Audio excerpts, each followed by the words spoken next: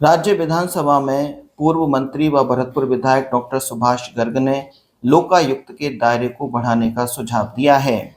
उन्होंने कहा कि लोकायुक्त के दायरे में निगम, विश्वविद्यालय, कॉलेज, पंचायत, एनजीओ को भी लेना चाहिए। साथ ही उन्होंने कहा कि यदि कोई प्राइवेट व्यक्ति भी भ्रष्टाचार करता है तो उसे भी लोकायुक्त के दायरे में लाया जाए।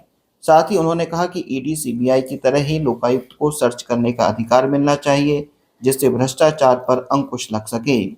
डॉक्टर गर्ग ने विधानसभा में कहा कि लोकायुक्त की परिकल्पना भ्रष्टाचार पर नियंत्रण कर उस पर अंकुश लगाने के लिए की गई थी और प्रावधान किया गया था कि कोई भी आम व्यक्ति एक प्रार्थना पत्र दे दे तो उसकी सुनवाई हो और उसे न्याय मिल सके।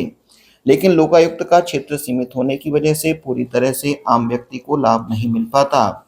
उन्होंने लोकायुक्त का क्षेत्राधिकार बढ़ाने की मांग की है। उन्होंने कहा कि संस्थाएं सस्ती दरों पर जमीनों का आवंटन करा लेते हैं, लेकिन कई वर्षों तक उसका कोई उपयोग नहीं करते। उस पर भी सरकार को ध्यान देने की आवश्यकता है। उन्होंने ईडी और सीबीआई की तरह ही लोकायुक्त को भी सर्च करने का अधिकार दिए जाने और इसके लिए विशेष पुलिस इकाई का गठन करने का सुझाव दिया, जो लोकायुक्त के नियंत्रण में कार्य करे। जो 2023 के लिए समर्पित है, उसके संबंध में चर्चा करना चाहूँगा।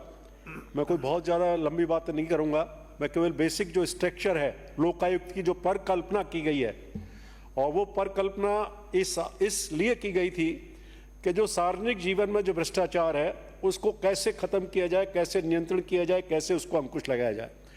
और मैं धन्यवाद देना चाहूँगा पूर्ववर्ती सरकार को, जो 1973 में राजस्थान में लोकायुक्त अधिनियम ला करके और इस बात की पुख्ता व्यवस्था की गई।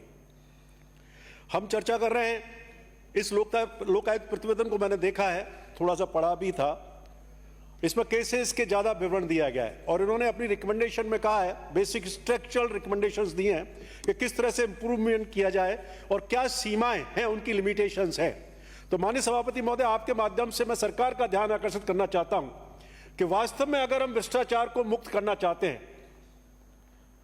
और इस लोकायुक्त जैसी संस्था, जो एक बड़ी अच्छी संस्था बनाई गई थी, जिसमें कोई भी व्यक्ति सीधा एक सिंपल एप्लीकेशन भी दे देगा तो उसकी सुनवाई होती है, उसको बहुत सारी जो प्रोसीजरल जो वो होते हैं सिस्टम, उससे नहीं गुजरना पड़ता है।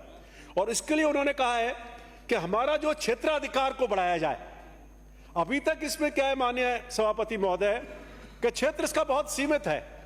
आप जानते हैं कि लिबरलाइजेशन का युग है, प्राइवेटाइजेशन का युग है, और सरकार भी प्राइवेट सेक्टर के माध्यम से डेवलपमेंट करना चाहती है। एनजीओज की भूमिका बड़ी है, ऑटोनमस ऑर्गेनाइजेशंस है, उनकी भूमिका बड़ी है, यूनिवर्सिटीज हैं, प्राइवेट यूनिवर्सिटीज हैं, प्राइवेट कॉलेजेज हैं, प्राइवेट इंस्टीट्यूशंस हैं, वो भी इसमें शामिल होने चाहिए, मेरा एक सुझाव है। क्योंकि अल्टीमेटली वो भी कहीं ना कहीं नेचुरल रिसोर्सेज का प्रयोग करते हैं, चाहे वो उद्योगपति हैं, चाहे उद्योग कारखाने हैं, उन सबको लोकायुक्त के अधिकार क्षेत्र में लाया जाए।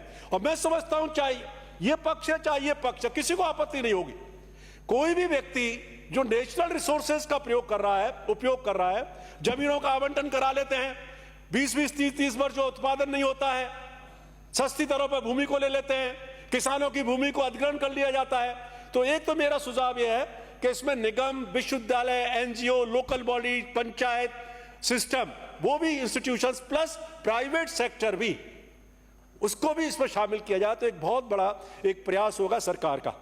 दूसरा, इसमें क्या है, आम आदमी को तो अधिकार है शिकायत करने का, लेकिन पब्लिक सर्वेंट इसमें शिकायत नहीं कर सकता।